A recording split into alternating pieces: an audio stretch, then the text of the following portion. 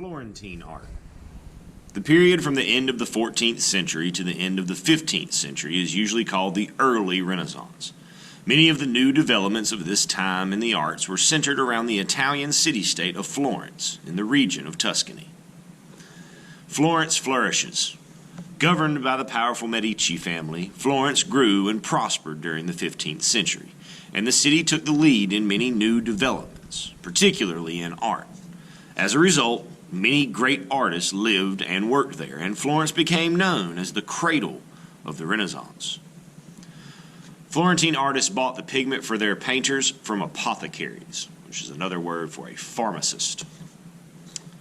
Procession of the Magi, 1459, Benozzo Gozzoli. The three kings of the Nativity story are shown riding to Bethlehem. The landscape is Tuscan in appearance.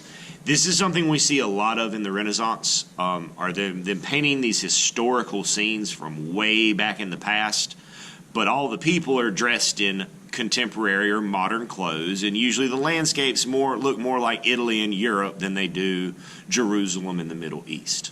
Really common to see that in Renaissance paintings. Rules of perspective. Although some artists had created a sense of distance by drawing certain things smaller than others, they did this by instinct. In about 1420, the architect Filippo Brunelleschi worked out mathematical rules for drawing perspective accurately, and the artists of the Renaissance soon began using his method. Brunelleschi is also responsible for building the dome in the church in Florence, which is a huge and colossal undertaking at the time. The Holy Trinity, circa 1427, by Masaccio. To draw the lines needed to achieve perspective, the artist stuck a nail in the base of the cross and attached radiating strings from it. The Birth of Venus, 1486, Sandro Botticelli. Botticelli painted the Roman goddess Venus as a symbol of divine love. Break from tradition. An idea called humanism developed during the early Renaissance. This was the belief that everyone should be educated, that art should be lifelike, and that religion did not have to be the only subject in art. Many Florentine artists began to paint subjects related to Greek and Roman myth rather than Christianity. So this goes back to the pre-Renaissance, where the church is commissioning artworks and having artworks made to help educate the people, because most people couldn't read. So they would use the art that was in their churches to tell Bible stories.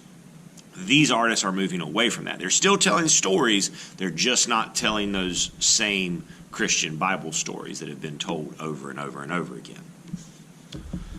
Artistic investigation. Early Renaissance painters studied the natural world so they could accurately represent the human body. Plants, textures, light, and movement.